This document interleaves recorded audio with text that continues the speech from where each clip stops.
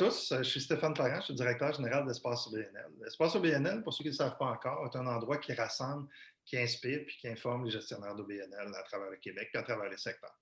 Aujourd'hui, je suis super content de vous présenter le 11e épisode de nos balados qui s'appelle L'humain derrière les changements. Puis je vais vous présenter une personne qui en fait du changement, puis une fille que j'apprécie de plus en plus. Plus je la connais, plus je l'apprécie.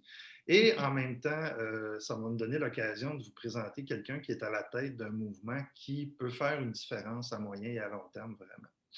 Notre invitée d'aujourd'hui, c'est Ruth Vachon, la directrice, même la PDG du Réseau des femmes d'affaires du Québec. Mais avant de commencer, j'aimerais ça, les petits mots habituels, là, je vous invite à vous abonner à notre chaîne YouTube, à nos autres comptes au niveau de la balado. Et je vous invite aussi à commenter, mettre le petit pouce en l'air si vous êtes heureux du contenu qu'on publie. Aujourd'hui, on va tomber dans le vif du sujet. On va parler d'entrepreneuriat, on va parler de femmes, on va parler d'association. Bonjour Ruth, comment ça va? Bonjour, ça va super bien. Hey, merci Stéphane de m'accueillir encore une fois chez vous. Je suis très Ben oui, contente. ben on va juste placer le contexte. On s'est découvert le 12 mars, la journée de la pandémie, vraiment. On était ensemble en tournage au musée McCord où on parlait de réseautage. Fait que, on va mettre les liens vers les deux autres capsules dans le descriptif de la capsule. On a parlé de réseautage, puis j'ai appris à découvrir. Après ça, on a eu d'autres interactions ensemble. Puis je trouvais ça intéressant de faire que les gens puissent te découvrir aussi. On connaît le personnage public de Ruth, peut-être un peu, si on est dans le milieu des affaires ou c'est dans le milieu associatif. Mais en même temps, il y a une DG en arrière de ça qui a tout un parcours puis qui a aussi toute une vision par rapport à son organisation. J'aimerais ça d'ailleurs te laisser quelques minutes là, pour que tu commences en te présentant toi-même au lieu que j'aie besoin de lire des petites notes biographiques que tout le monde lit d'habitude. Là, je déteste ça. Là. Fait que je te laisse te présenter. Hey, merci Stéphane encore. Je suis très, très, très contente d'être ici parce que le monde dans lequel on évolue est le monde que j'adore, ce monde des OBNL. Alors, je répète, Ruth Vachon, je suis la présidente et directrice générale du Réseau des femmes d'affaires du Québec. C'est un poste à lequel je n'aurais jamais pensé. Je suis là depuis 11 ans. J'y suis arrivée pour des raisons autres que celles dans lesquelles j'ai opéré depuis 11 ans. Je venais ici pour gérer les événements et non pour diriger une organisation. Alors, nous, ce qu'on fait, c'est qu'on met en place toutes sortes d'initiatives pour les femmes, des initiatives qui inspirent, comme le Prix Femmes d'affaires du Québec, qui connectent comme toutes nos initiatives de développement économique et qui, en même temps, propulsent autant les entrepreneurs que les femmes d'affaires du Québec. Alors, l'objectif qu'on vise, nous, c'est d'accélérer leur croissance pour qu'elles connaissent un succès inspirant puis qu'elle soit apte à rayonner ici et ailleurs. C'est ça qu'on fait au C'est ça quotidien. qu'on fait. Ah. Mais je pense, c'est drôle parce que le réseau des femmes d'affaires, moi je le connaissais. Je sais qu'il y a plein de gens qui le connaissent, mais il y a des aspects moins connus, j'imagine. Puis c'est quoi les aspects moins connus du Ouais. réseau? Là, on va peut-être parler un petit peu de l'organisation avant de vraiment parler de toi, là, parce que Ouais. l'organisation et toi, vous êtes rendus, vous faites un pas mal. Oui, pas pire. Ça fait, mais tu sais, c'est vrai ce que tu dis parce que ça fait 40 ans qu'on est là, puis il n'y a pas de journée que les gens pensent qu'on vient d'arriver dans le marché, qu'on est une nouvelle organisation. Alors nous, un des défis, c'est faire prendre conscience à l'ensemble de la société du potentiel des normes de l'impact économique qu'ont les femmes. Tu sais, d'abord prendre conscience, puis après ça, c'est pour les femmes elles-mêmes d'amplifier l'impact économique de nos entrepreneurs et des femmes d'affaires d'ici. Puis en même temps, ben, être un reflet d'une vision économique renouvelée parce qu'on a changé dans les dernières années. Alors oui, effectivement, à notre grande déception, il y a encore des gens qui ne nous connaissent pas. Mais merci Stéphane de faire que demain, on sera un petit peu plus connus. Mais c'est un défi constant, je dirais. Ouais, puis, tu parles d'entrepreneurs, puis on a déjà eu la discussion. Moi, je parle beaucoup d'intrapreneurs parce que Ouais. une directrice générale d'OBNL, moi, je considère que c'est une femme d'affaires, là. Même si elle n'est pas propriétaire de son entreprise, elle est en arrière d'un mouvement économique, puis dans certains cas, d'un organisme qui va pouvoir faire un changement dans sa région, qui va créer de la valeur aussi, là. Je trouve ça important aussi de peut-être les intégrer dans ce discours-là. Puis je trouve ça intéressant d'avoir quelqu'un du réseau pour justement faire comprendre un petit peu plus. Explique-moi la différence entre le réseau et les chambres de commerce. Tu ne viens pas au réseau des femmes d'affaires pour la même raison que tu vas aller dans une chambre de commerce. Heu, un réseau, c'est basé sur l'entraide, la proximité d'abord. Je dirais, il y a énormément plus de proximité. Puis on sait qu'à la base, les femmes ont moins d'expertise en réseautage. Alors, ceci étant dit, on s'applique énormément à aider les femmes à devenir de meilleures réseauteuses. Alors, la proximité est un élément important. Il y a beaucoup d'initiatives qui sont basées sur l'entraide. Alors, c'est très différent. Tu vas plus, je dirais, souvent écouter ou être informé, alors que dans un réseau comme le nôtre, tu viens énormément participer et contribuer à ta propre réussite. Je dirais ça, c'est une bonne différence. Fait que tu n'es pas nécessairement dans un mode de consommation, tu es plus dans un mode aussi de partage puis de Oui, énormément. relationnel. On fait ce qu'on appelle des collectifs, entre autres, là, où il y a beaucoup de tribunes où les femmes peuvent s'exprimer. Et d'ailleurs, peut-être qu'on n'aura pas le temps d'en parler, mais on le voit dans ce changement-là que nous a amené la pandémie, là, le changement. Les femmes ont besoin, dans chacune de leurs régions, de se retrouver. Ils veulent se retrouver en leur entier de rencontre, cette île-là, mais pour eux, pour elles, la proximité demeure encore importante. Ah, j'imagine, effectivement. Mmh. Mais vous êtes présent dans l'ensemble du Québec, là. Ça veut dire quoi, ça, une organisation provinciale comme ça, là? Beh, on Pourquoi? est présent dans beaucoup de régions du Québec. On n'est pas présent dans toutes les régions du Québec, quoiqu'on aimerait beaucoup l'être. Par contre, cette année, on va faire notre percée beaucoup plus importante dans 8 régions du Québec parce qu'on est en train de déployer un projet avec le gouvernement du Québec pour accélérer la relance des entreprises qui appartiennent à des femmes. Et ça va se passer via l'accès à des nouveaux marchés pour les femmes entrepreneurs. Alors, c'est sur 3 ans. Ça va nous permettre de faire grandir nos régions, de faire grandir notre potentiel de femmes qu'on veut aider, parce que l'objectif, c'est d'identifier 500 femmes entrepreneurs avec qui on va pouvoir créer des liens, les amener sur des plateformes d'échange. Et quand je parle de plateformes d'échange, c'est vraiment de connexion pour que les grandes entreprises puissent les trouver et leur donner des contrats. Et ça, je le dis un peu parce que c'est un aspect où le réseau est souvent moins connu. Puis quand on en parle aux gens qui disent: «Ah, j'avais aucune idée que le réseau faisait ça». Alors nous, c'est basé nos actions sont basées sur le concret qui se traduisent souvent par un signe de pièce en bas qui est une signature de contrat. Alors pour nous, ça va être une belle façon d'aller augmenter notre présence dans les régions dans les prochaines années. C'est quoi la place de l'économie sociale dans le réseau? De plus en plus, une grande place parce que, tu sais, je le dis souvent qu'on a beaucoup à apprendre à réseauter, puis on a une grosse job à faire là-dessus. Mais de plus en plus, tu sais, avant, là, on ne voyait pas, par exemple, avoir une présidente de région qui est une directrice, une DG d'OBNL. Ce qu'on voit maintenant, tu sais, je veux dire, on revient tout le temps à la base parce que il y a la phase de l'acceptation où pour elles, elles ne font pas partie de l'écosystème Système économique. d'affaires, hein. Ouais. Alors, mais de plus en plus, on en voit, puis on est très, très, très, très, heureuse de ce résultat-là. 2020, c'était une année particulière. 2021, 2022, ça s'oriente comment pour vous autres? Nous, on est vraiment privilégiés. On est vraiment privilégiés. On a eu, parce que, tu sais, si on se ramène à la base, là, le réseau, c'est une adhésion, donc des membres qui adhèrent en payant une cotisation. C'est des activités pour lesquelles on charge des frais d'entrée ou des frais de participation. Ce sont des partenaires qui supportent le réseau et c'est le gouvernement qui nous donne certaines subventions reliés à des projets.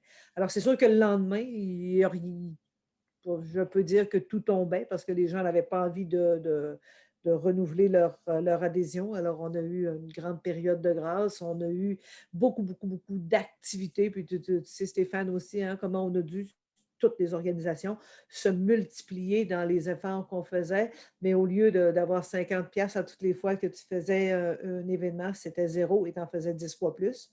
Et tu avais tes partenaires et tu avais tes projets avec le gouvernement. Alors, nous, c'est sûr qu'on a eu la chance d'avoir euh, l'aide du gouvernement fédéral qui a accepté de transformer les projets, les financements aux projets qu'on avait pour plutôt amener une contribution à la mission. Alors ça nous a aidé grandement.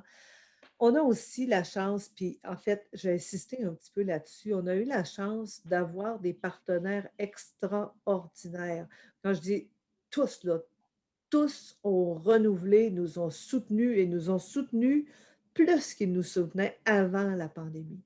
Mais ça, je l'attribue à la relation qu'on a avec nos partenaires qui est extraordinaire. Pour nous, un partenaire, ce n'est pas quelqu'un qui nous signe un chèque, c'est quelqu'un avec qui on entreprend une relation à long terme et qui va les aider et nous aider mutuellement à aller là où on veut aller. Alors, malgré la pandémie, nous, on a connu une croissance importante. On a accueilli 4 nouvelles collaboratrices l'an dernier. On en accueillera 6 nouvelles cette année. Et cette fois, c'est grâce à la contribution du gouvernement du Québec avec le projet que je parlais tout à l'heure, qui est accélérer la relance pour les entreprises à propriété féminine. Alors, on voit 2021, je vous dirais, avec un beau sourire. C'est le fun, ça. C'est pas nécessairement un discours positif comme ça qu'on entend dans les derniers mois pour tout le monde, effectivement. Non, et sincèrement, Stéphane, parfois, on est un petit peu mal à l'aise de dire, mais Que ça va bien. que ça va bien. Puis parce que c'est sûr qu'on a eu peur. Okay? On a eu extrêmement peur parce que le jour où ça s'est déclenché, le jour où on s'est rencontrés, on avait une incertitude. Complète. Par contre, on avait une incertitude naïve parce qu'on ne pensait jamais que ça allait être aussi long que ça. Mais la nature a fait qu'on a changé, on a évolué, puis l'organisation a grandi. En tout cas, la réaction qu'on a eue, je dirais, est étroitement reliée aux résultats qu'on connaît aujourd'hui. Je suis très, très, très contente. On a une équipe extraordinaire. Si on parle un petit peu plus de route, là, on va mettre le réseau de côté, quoique ça va sûrement revenir. J'aimerais ça que tu expliques aux gens ton parcours, parce qu'il est assez particulier, là, puis c'est intéressant. Puis à travers ton parcours, on va mettre des jalons sur certaines étapes là, qui sont déterminantes, parce que Ouais. je trouve ça intéressant de regarder le parcours des DG qui sont en poste, parce qu'il y a beaucoup de gens qui vivent des situations où on leur propose des postes, puis disent, ah, c'est pas nécessairement pour moi, ou je pensais pas que je ferais ça. La première question, est-ce que tu voulais faire ça quand tu étais petite? Je pose souvent la question. Puis... Jamais, jamais. Moi, je voulais faire une religieuse en Oh passant. boy, OK. Alors, Ben, la congrégation aurait peut-être été riche, je ne sais pas. je suis très loin, très, très, très loin de mon objectif parce qu'à 12 ans, j'avais choisi mes souliers même pour entrer dans la congrégation. Et ma mère a dit peut-être que tu devrais attendre un peu. Alors, un peu plus tard, j'ai connu autre chose qui a fait que j'ai décidé de me marier, mais j'ai resté avec quand même l'idée de la mission. Je veux Tu viens dire de que où en premier, peut-être d'où tu viens? du Du Saguenay ou Saguenay, du Lac? où Du est-ce Saguenay? que la pensée était quand même très chrétienne dans ma famille et puis ça nous suivait par notre cheminement ça devait suivre notre cheminement. Mais c'est drôle parce que inconsciemment, il y a quelque chose qui est en dedans de nous parce que moi, pour faire une histoire courte, j'étais chez Alcan, j'avais un excellent bon salaire il y a 35 ans. J'ai tout quitté pour fonder mon entreprise. J'étais très heureuse de ce que je faisais en 5 ans, 2 fois femme d'affaires de l'année. Je trouvais ça extraordinaire, mais ça ne me remplissait pas. Quand je m'assoyais, je n'avais pas aucune idée que ça devait aboutir où est-ce que je suis aujourd'hui, là, mais quand je m'assoyais, là, j'avais l'impression de vendre de l'air. D'abord, écoute, s'il y a une qualité que je me donne, je suis une développeuse née. J'adore les gens. Alors, je vendais, puis la qualité que j'avais comme développeuse, c'est que j'avais toujours l'impression que quand quelqu'un franchissait ma porte, je savais combien il y avait le montant qui était écrit sur le chèque qu'il y avait dans ses poches. Mais je l'exploitais très bien, mais ça me remplissait pas. J'étais pas, je disais: «Ouais, c'est le fun, mais sans plus». Alors, je suis devenue, moi, PDG de cette organisation-là par une drôle de circonstance, vraiment drôle de circonstance, parce que c'est pas là que j'allais. Je venais au réseau, je m'associais avec quelqu'un parce que, pour faire une histoire courte, c'était une organisation privée pendant, 36 ans. Ça fait juste la 4e année où c'est un organisme à but non lucratif. Alors, j'allais m'associer avec quelqu'un et je n'étais pas la PDG. J'étais celle qui allait continuer à faire ce que je faisais, puis que je faisais relativement bien. J'organisais des événements. Alors, c'est un peu plus tard en cours de négociation qu'on s'est aperçu que j'allais être la PDG.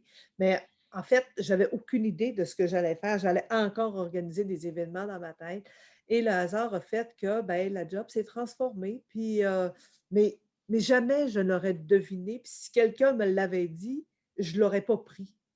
Je l'aurais pas pris. J'aurais certainement pensé que ce n'était pas pour moi. Tu l'as développé aussi, mais c'est devenu ce que tu voulais plus aussi.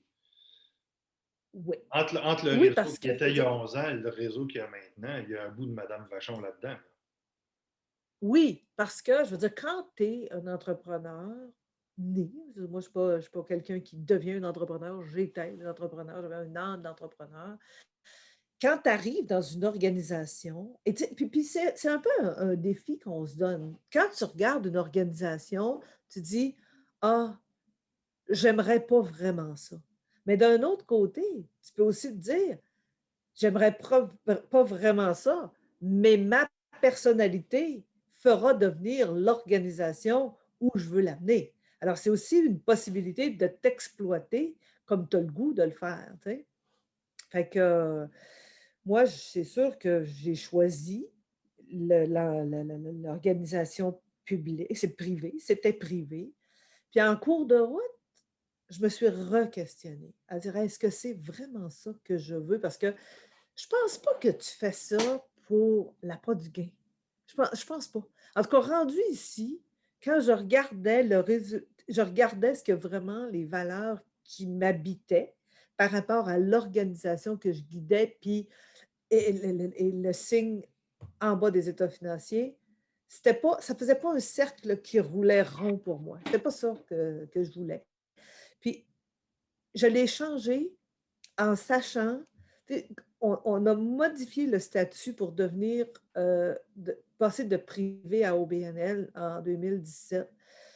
Puis, c'est sûr qu'on le fait avec un pincement parce que, je veux dire, des gens vont te dire: «Ah, tu es plus un entrepreneur maintenant, tu peux pas, penser de la même façon». Mais c'est pas vrai, c'est pas vrai. Toi, tu es toi et tu décides de te transférer, de changer de statut parce que tu veux que ça devienne ce que tu représentes vraiment et non ce que les autres pensent que tu es. Alors moi, c'est tellement un geste qui a été précieux dans ma vie et important. Puis choisir un OBNL par rapport à privé quand tu l'es, ne pas le choisir est souvent la crainte de ton conseil. Tu sais, quand tu es un entrepreneur, tu veux décider, puis tu sais que si tu décides que tu vas tourner à droite, tu n'as pas fini de prendre la décision, que le tournant est déjà entamé. Et là, tu penses que tout ça va être coupé, tout ça va être éludé. Mais c'est pas le cas, hein. C'est comme avoir des enfants, c'est un jour à la fois que ça se bâtit. Alors, tu le prends avec d'abord, tu le choisis, hein, c'est un privilège que tu as de choisir ton conseil à ton image, par rapport aux valeurs qui te ressemblent, par rapport au siège que tu veux combler, la façon que tu veux le faire. Alors, pour Qu'est-ce moi, que qu'est-ce que tu as découvert sur toi à travers ces 11 années-là? heu, j'ai découvert que par la force des choses, tu t'imposes des limites qui t'appartiennent pas. Moi, j'ai découvert là, que être sur mon X, là, c'est tellement agréable. Être sur ton X, tu te lèves le matin en te disant: «C'est tellement agréable la journée que je vais passer aujourd'hui». Parce que tu sais, tu viens on vient tous dans quelque part, hein, avec, tu grandis avec ce que tes parents t'imposent, ce qu'ils voudraient que tu fasses. Ils te font des balises, que tu acceptes ou tu te rebelles, mais peu importe, tu grandis avec ça. Puis le fait d'arriver là et de découvrir que ma passion, c'était de vendre l'humain. Ma passion, c'était de connecter avec l'humain et de le vendre pour moi. Puis tu sais, je veux dire, mon produit, c'est les femmes, hein. Puis les gens me disent, parfois: «Oh Ruth, faudrait que tu arrêtes de dire, mes femmes, mais tu te dises mes membres». Je dis: «Non, parce que c'est mon produit, mes femmes, et je voudrais qu'elles soient partout. Je voudrais qu'elles soient je voudrais qu'elles rentrent dans tous les commerces». En tout cas, tu sais, ce que je veux dire, c'est que ça m'a permis de me connaître et de me réaliser de la façon que je voulais le faire et que j'entendais le faire. Fait qu'on prend tes compétences, on prend une cause, puis on mélange les deux, ça fait une recette. C'est ça que je Oui, comprends ben, un peu. en plus, tu découvres tes compétences parce que tu ne les avais pas vraiment exploitées.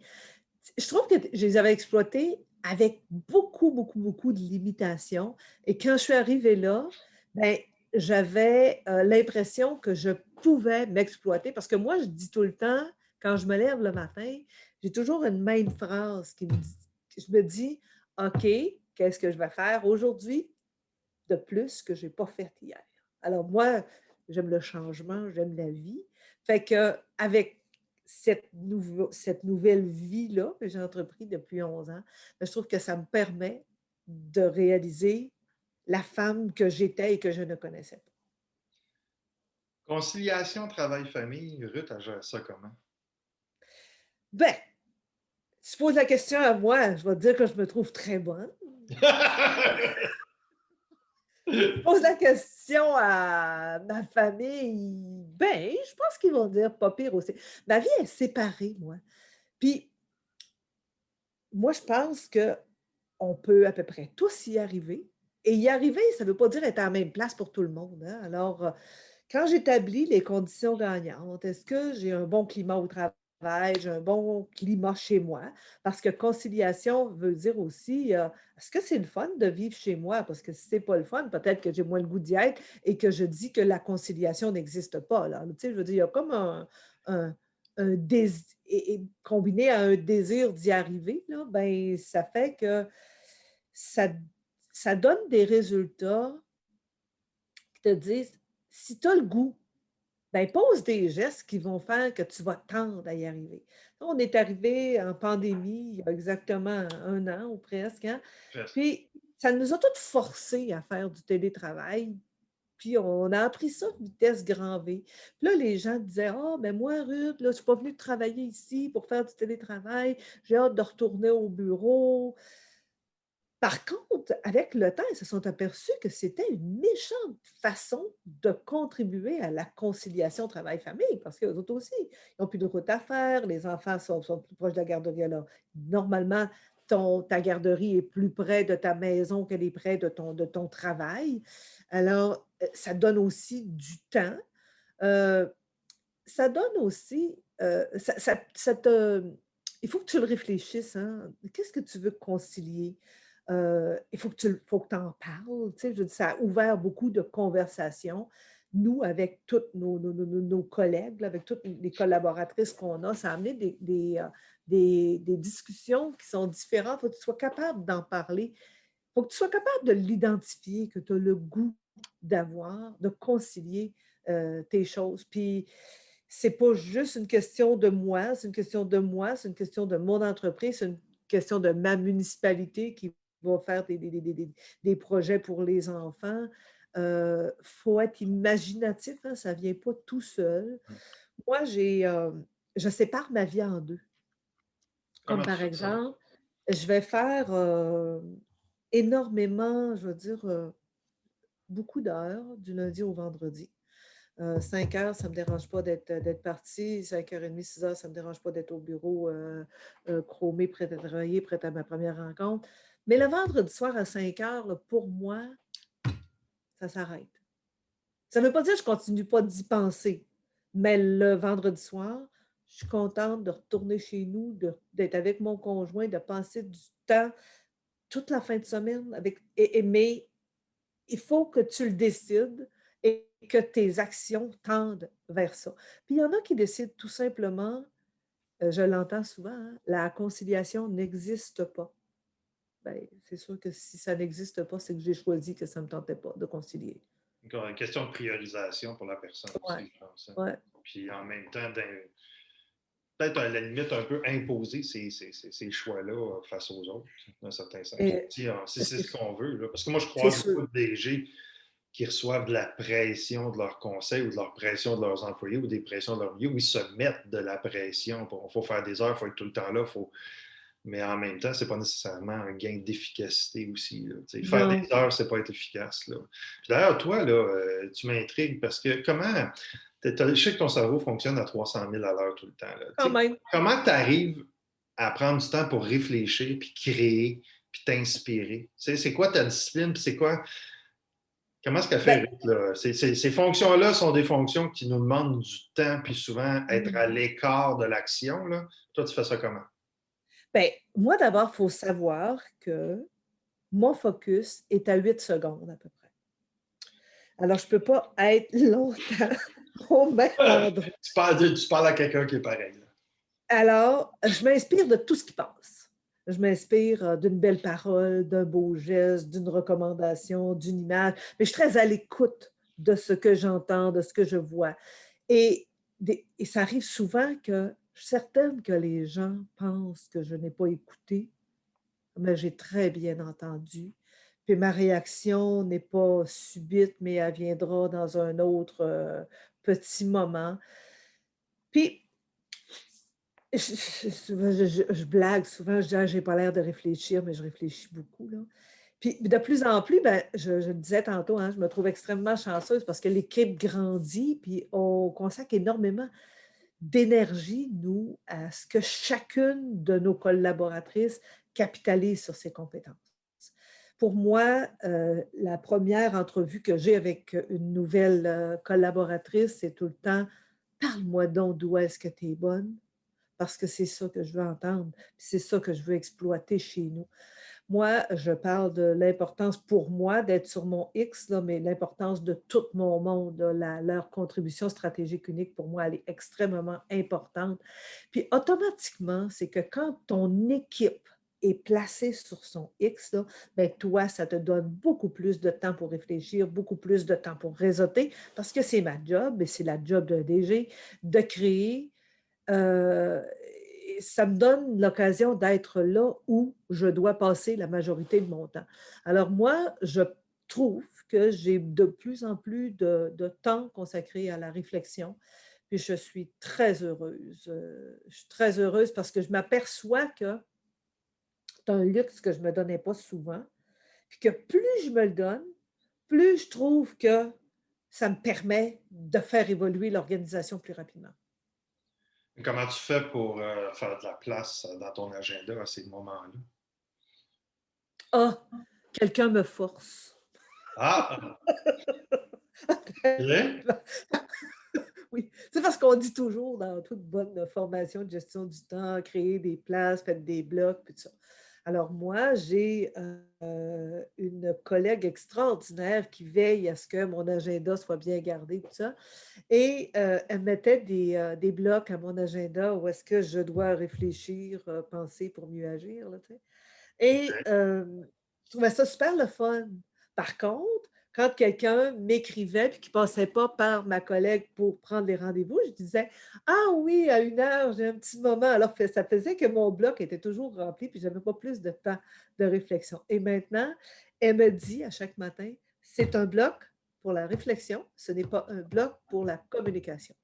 Alors, C'est un chien de garde qui t'aide. oui. Oui et honnêtement, là, ça me prend ça parce que ça n'arrête pas, je n'arrête pas. Puis tu sais, je veux dire, on sait, on est toujours en retard, puis c'est pas ça qu'on veut, mais quand tu as la chance d'avoir quelqu'un là, qui est ton chien de garde, là, puis j'appelle vraiment ça comme ça parce que ça fait toute une différence. Nous, ben, en tout cas moi, là, dans ma vie, moi je donne tout et je dis tout le temps oui. Fait que pour ça, c'est pas bon pour une gestion d'agenda. Ben, merci d'être là ce matin, en tout cas. Ben, on m'a forcé! Quand On en parlait un petit peu hors d'onde, on parlait d'éducation. Comment tu fais pour continuer à te garder formé, informé à travers toutes les tâches que tu as, là, puis le restant? Là? Heu, ben, tout se passe rapidement. Alors, je lis, j'écoute, je demande des conseils, puis tu sais, je ne sais pas si pour les hommes c'est pareil, mais moi, le fait de ne pas avoir une formation universitaire complétée m'a longtemps complexée, puis je disais souvent: Je connais ça. «Hey, j'étais faite pour être intelligente». C'est plate, tu sais? Mais en bout de ligne, tu sais, je me pose souvent la question: «Ça aurait-tu changé vraiment quelque chose?» tu sais? Bon, c'est sûr que ça m'aurait probablement permis de faire évoluer certains dossiers plus, rapidement, mais je sais pas. Puis, tu sais, d'un autre côté, tu te dis: «Bon, ben, quand j'arrive dans une organisation comme ça, est-ce que ça m'aurait pris une formation spécifique à ce que je venais faire dans cette organisation-là?» La réponse, ben, c'est non, parce que quand je suis arrivée, j'étais la seule qui ne connaissait pas l'histoire du réseau. Fait que quand tu arrives, tu as un temps pour apprendre cette histoire-là qui ne peut pas se faire comme ça. Tu sais, je veux dire, moi, je regardais les gens, je me suis donné comme 10 mois, un an pour les regarder, tout aller, apprendre de l'histoire. Puis après ça, ben, elle t'appartient, l'histoire. Hein, c'est à toi de la réécrire, celle-là qui s'en Non, vient. non, c'est ça. Parce que, je le disais tantôt, quand tu arrives dans une organisation, vous devez te regarder et tu te dis: «Ah, c'est pas là que je veux aller, ça ne répond pas vraiment à ce que moi je suis». Mais moi, quand je suis arrivée, si je l'avais regardé longtemps de l'extérieur, je ne l'aurais jamais choisi parce que la personne qui était là, qui gérait cette organisation-là avant, la gérait avec ses valeurs et ses décisions et sa vision à elle, qui était une vision de gestionnaire. Moi, j'arrivais dans une gestion avec un modus operandi d'entrepreneur. Alors, tu sais, je veux dire, je suis Développement. fidèle à moi-même, j'ai toujours des manches qui sont prêtes à être levées, là. Tu sais, fait que quand je suis arrivée, pas que je n pas que c'était pas bien ce qui était, mais moi, ça correspondait pas à ce que je voyais du futur de cette organisation. Alors, je faisais: «Ah, ça j'aime ah non, ça je suis pas certaine, non, ça je suis pas certaine». Alors finalement, j'étais certaine de rien. Alors, on a une chose à la fois rebâti les piliers qu'on voulait bâtir selon les valeurs qu'on se donnait et la vision qu'on avait. Parce que moi, je suis arrivée sans vision, OK? Sans vision parce que je ne savais pas ce que je venais faire. Honnêtement, pendant 6 mois, je me suis dit: «Mais qu'est-ce que je viens faire?» Au fur et à mesure, tu t'acclimates. Tu sais, nous autres, on voudrait souvent tout savoir avant de savoir, hein. Fait que, fallait je me suis donné le luxe, d'attendre, d'apprendre. Ça a pris des années, mais je suis contente du résultat. Là, tu arrives dans une organisation, tu disais, qui est en croissance. L'équipe grossit, les activités grossissent, les projets grossissent. C'est parfait. Mais comment tu vas faire, puis ou comment tu fais depuis quelques mois pour rester en contact avec tes femmes, justement? Comment, malgré le fait que tu développes plus, puis en plus, là, on s'entend, il y a moins d'événements, donc le contact personnalisé est moins présent que traditionnellement on avait, là. Comment on fait pour rester en contact avec, je dirais le bread and butter, mais c'est plus que ça, là. C'est ta notion. Avec ta vie, hein? C'est ça, c'est ton contact de clientèle, tes bénéficiaires, on peut donner bien des termes à ça dans le milieu de l'OBNL, là, mais Ouais. c'est ta raison de vivre, là. Ouais. Puis tu sais, tu dis souvent, des fois, tu t'arrêtes, puis parce que moi, le vendredi soir, avant la pandémie, quand je m'assoyais, je disais toujours à mon conjoint: «Ah, je peux prendre un petit verre de vin puis relaxer, j'ai vu mes 1000 personnes cette semaine». OK. Rien que ça. Rien que Et ça. là et là, tu te dis: «OK, je pourrais me retirer là, tu sais, puis me faire une belle tour d'ivoire puis dire: "Ah, je peux relaxer un peu"». Mais c'est ta nature qui fait que, hein. Puis moi, le château d'ivoire, c'est pas mon spot préféré. Je fais ça parce que j'aime les gens. J'aime voir les gens, j'aime communiquer. Puis je dirais que «je réussis» entre guillemets, heu, parce que je connectais avec les gens que j'ai le goût d'aider.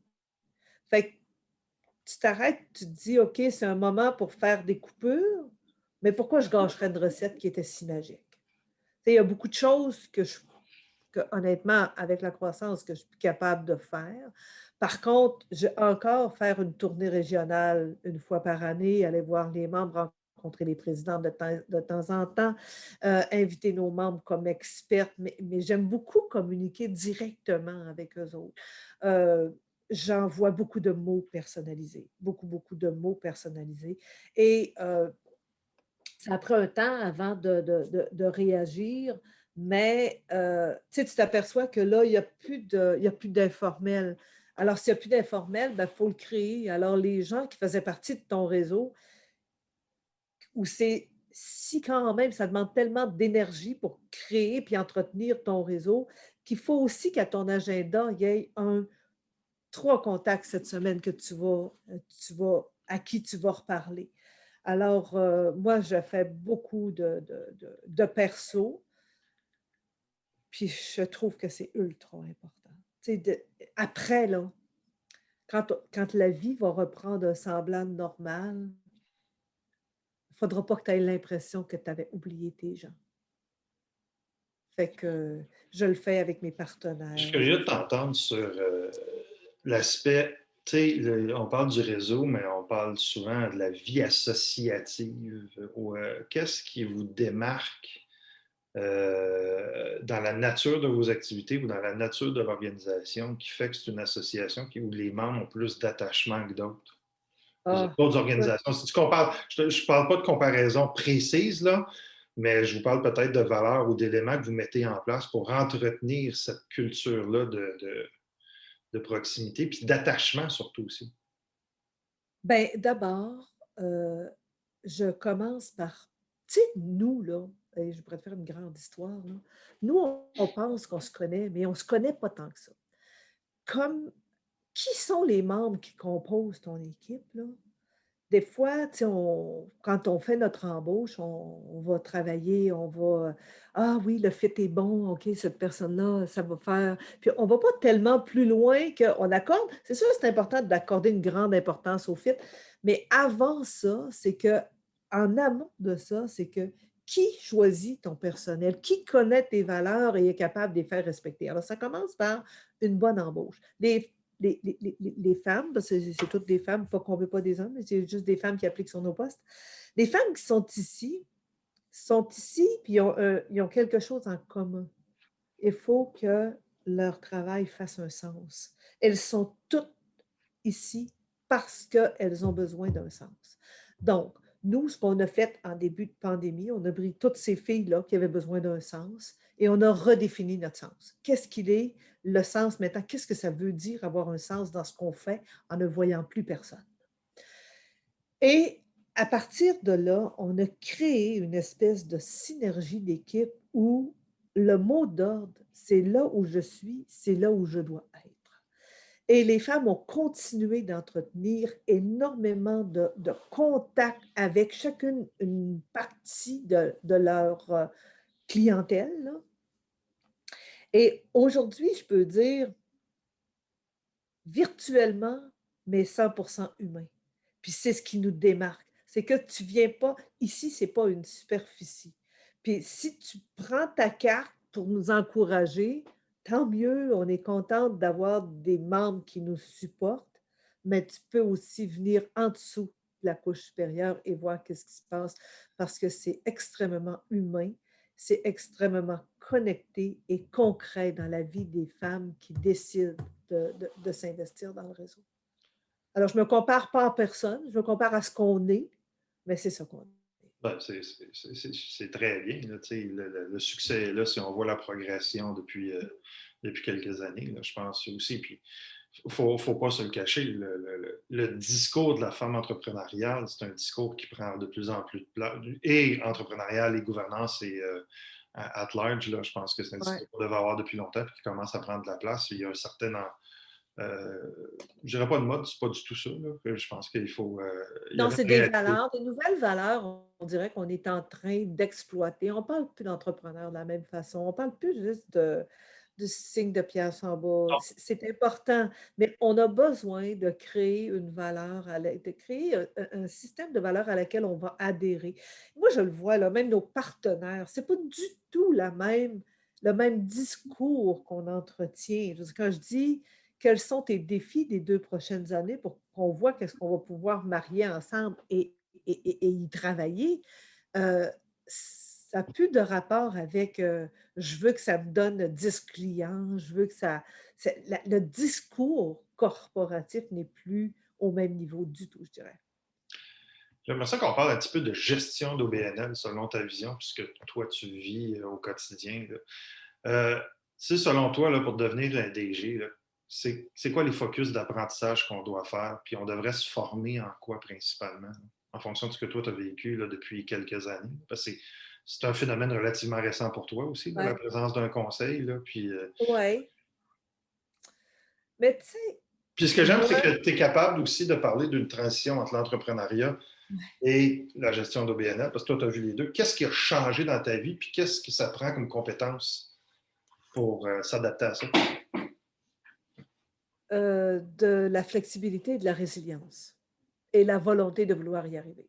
Parce que, tu sais, ça a l'air facile, hein, de dire, «Ah, j'ai passé d'entreprise privée à OBNL», mais tu sais, il y a quand même quelques pincements, là. Tu sais, dans une phrase, là, ça se dit très bien et corporativement, ça passe très bien, mais fondamentalement, il y a des choses qui sont heurtées en dedans, là, tu sais, parce que tu passes par tu oublies que ce n'est pas une fin, mais plutôt un moyen pour faire évoluer ce que tu es en train de créer. Alors, tu vas avoir les pincements, les mêmes pincements que la personne qui décide d'arrêter de fumer du jour au lendemain, tu te dis: «Non, je ne serai jamais capable». C'est comme si tu ne te sens plus entrepreneur. Tu te sens plus mais non, tu es entrepreneur dans l'entreprise que tu étais en train de créer, sauf que là, tu vas avoir beaucoup plus de co-création. Ce que tu sais, quand tu arrives dans une organisation, que ce soit un OBNL ou n'importe quel, quand tu arrives comme DG, nous, en tout cas, particulièrement les femmes, on veut pas aller en quelque part souvent parce qu'on pense qu'il faut tout savoir avant de savoir. Et quand tu regardes ça, tu te dis: «Bon, OK, est-ce que j'ai besoin d'être bonne en tout?» Ben, ce serait le fun, mais c'est presque irréalisable d'être bonne en tout. J'aimerais vraiment ça. Est-ce que c'est faisable d'être entouré d'un bon comptable, d'une bonne personne en RH, d'une bonne personne en développement d'affaires? Ce sont des qualités ou des compétences qui se monnaient bien. Par contre, quand tu deviens DG d'un OBNL ou DG de n'importe quoi, là, tu sais, c'est sortir, devenir un maître de la sortie, un maître trésotteur. Moi, les gens, des fois, qui me disent: «Mais Ruth, mais qu'est-ce que ça donne?» tu sais? Ben, moi, je dirais, si tu as une formation là, qui est le plus essentielle, là, ben, c'est celle-là. Apprends à sortir parce que des personnes compétentes, tu peux en embaucher, heu, alors que te faire voir ailleurs, tu es souvent la meilleure personne pour combler ça parce que la DG, c'est quoi son poste? C'est quoi son rôle? C'est faire rayonner son organisation. Alors, si faire rayonner ton organisation, c'est à l'intérieur de tes 4 murs, Caroline, ça va être long, C'est difficile, ouais. ça va être long. Ça va être très long, effectivement. Comme ça, tu Mmh. me parles un petit peu de tes apprentissages avec la gestion d'un conseil d'administration. Parle-moi de tes défis et ce que tu as mis en place pour faciliter tout ça. Ben, quand tu commences, tu sais, quand tu commences, je ne sais pas si c'est la même chose pour tout le monde, mais quand en tout cas, nous, la transition qu'on a faite de privé à OBNL, c'est que tu as le choix. Alors, bien choisir fait partie du premier critère. Qui je veux comme entourage, hein? L'importance d'avoir des gens qui partagent tes valeurs, qui adhèrent à la raison d'être de l'organisation. Tu sais, parce que ton organisme, lui, il évolue tout le temps. Fait que c'est important que ton CA suive et parfois le devance cette évolution-là, hein. C'est ultra important. D'avoir des personnes qui ont de l'expérience variée pour être capable de te guider dans des moments qui sont plus difficiles. Tu sais, moi, par exemple, je suis le genre de personne qui a souvent l'impression que j'ai atteint la limite de mon cerveau. Alors, j'aime, avec mon conseil, demander est-ce que j'ai telle limite, je sens que j'ai comme atteint ma limite, puis l'élastique est à peu près à bout. est-ce qu'autour de la table, il y a quelqu'un qui pourrait m'aider à dépasser ces limites-là? Et il y a toujours quelqu'un qui m'amène, son truc, puis ça m'aide énormément. On va passer 1 heure ensemble, heu, mais c'est des relations à créer, hein. Moi, je dirais que ça a pris presque 2 ans. Heu, c'est quand tu décides, tu commences à sortir avec quelqu'un, tu le maries pas le lendemain. Un conseil, lui, t'arrive formé, tu les as pas mariés, mais tu es un peu marié. Alors, comment je maximise mes chances de succès? Communiquer. Moi, je trouve que, moi, mon style de communication est quand même relativement authentique, là, tu sais, ça fait que ce style-là me suit tout le temps. Heu, dans un premier geste, on n'est pas habitué comme entrepreneur d'avoir beaucoup de rétroaction, hein. On est belle, on est fine, puis on n'a pas trop fait d'erreurs, tu sais. Mais quand tu arrives en conseil, c'est pas ça que tu veux, mais c'est ça que tu veux en même temps. Tu voudrais Ouais. juste qu'ils te le disent de la bonne façon, comme tout humain qui va te partager quelque chose. Alors, bien accueillir les rétroactions et te servir de ton conseil pour les raisons pour lesquelles tu l'as sollicité. Alors, tu as des compétences qui sont extrêmement variées autour de la table. Alors, tu peux le prendre comme une façon extraordinaire de faire grandir ton organisation à une vitesse que tu n'aurais pas pensé. Mais ça ne prend pas une journée. OK? Il y a des gens qui ne s'habituent jamais à leurs conseils, mais si c'est le cas, il faut s'arrêter pour avoir ce genre de discussions-là qui ne sont pas toujours si faciles, mais quand même essentielles. D'autres sujets que je vais aborder avec toi, Ruth, écoute, 75 des gestionnaires d'OBNL sont des femmes. Tu sais, puis il ne faut pas se leurrer, là, je regarde ceux qui sont dans notre communauté, le chiffre d'affaires moyen, c'est 610 000. Ah Donc, ouais? c'est des gestionnaires de PME. Il ne faut pas se le cacher, là. Mais pourquoi ces femmes-là ne se considèrent pas des femmes d'affaires? Écoute, on rentre dans un sujet, là. Tu sais, moi, je vois au prix Femmes d'affaires, là, des femmes qui ont une carrière extraordinaire, puis qui disent, dans leur minute de gloire: «Je ne m'étais jamais vue comme une entrepreneur», tu sais? Alors, c'est une question de culture, je dirais, puis les OBNL répondent souvent à un besoin qui a une communauté. Ça fait qu'ils vont parler de valeurs, comme vont parler de participation citoyenne, du bien commun, de l'amélioration des conditions de vie. Alors, c'est pas un langage qui est hyper qui est c'est pas le fil conducteur, en tout cas, des entrepreneurs qu'on voyait avant.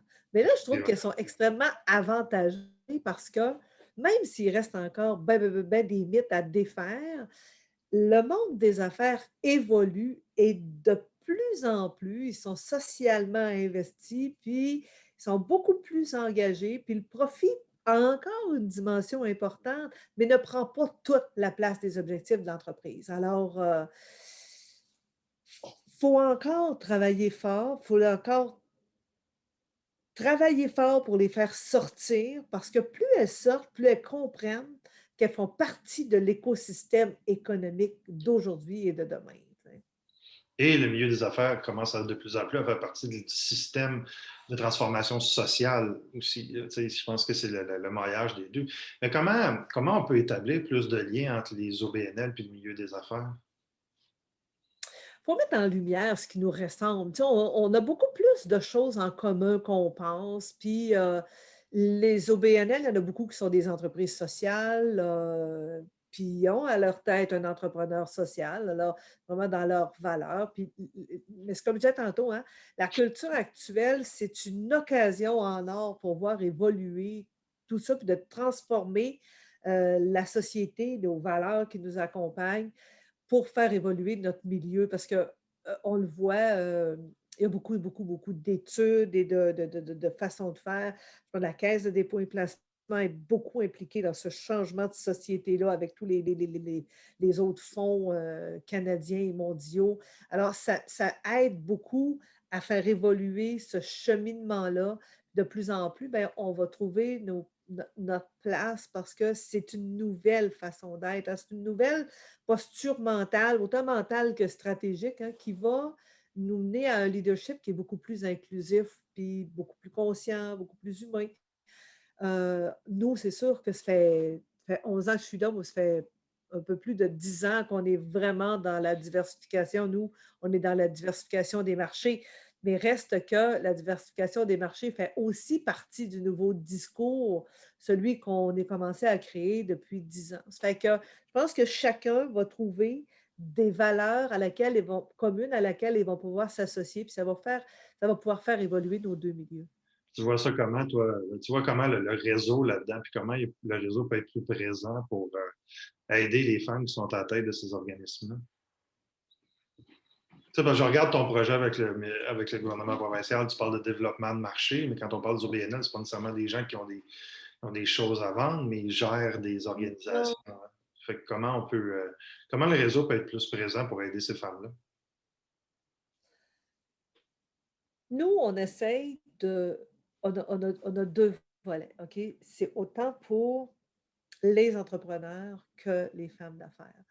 Alors nous, ce qu'on offre, c'est une tribune pour être capable de donner la chance à ces directrices générales-là de venir se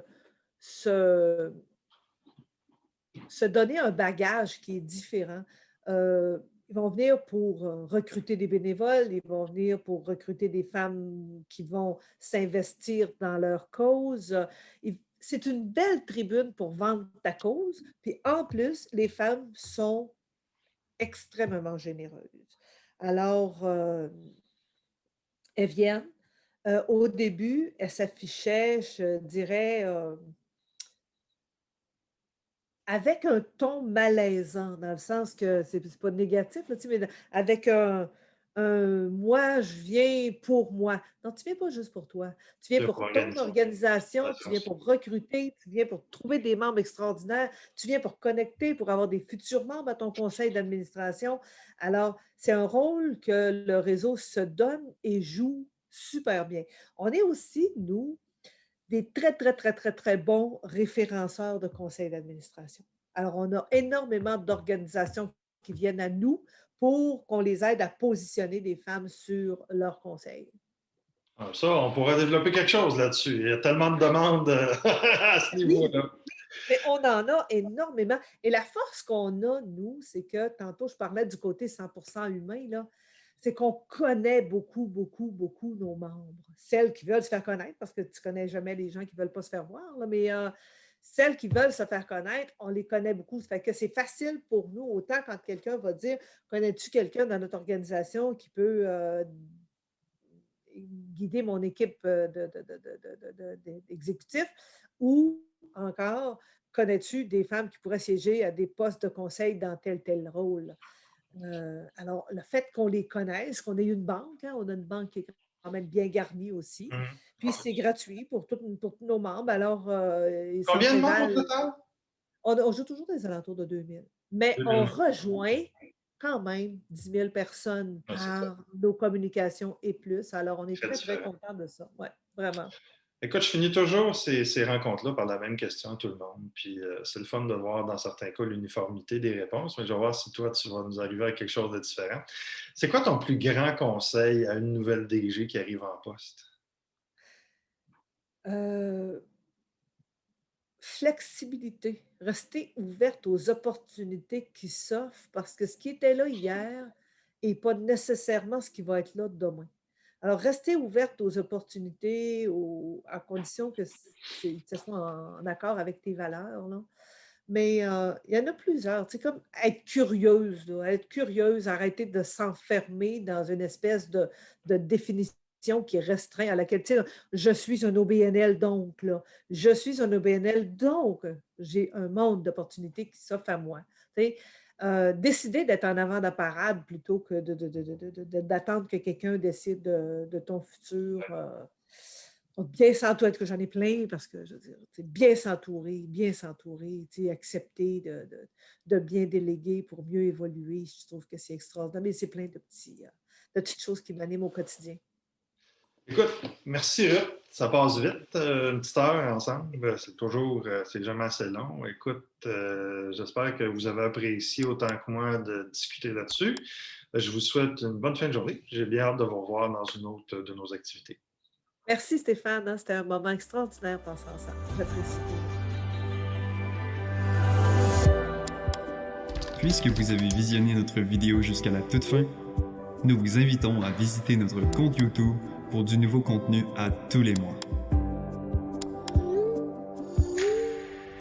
Nous créons des capsules avec des personnes inspirantes pour rapprocher, inspirer et informer les gestionnaires d'OBNL de tous les milieux.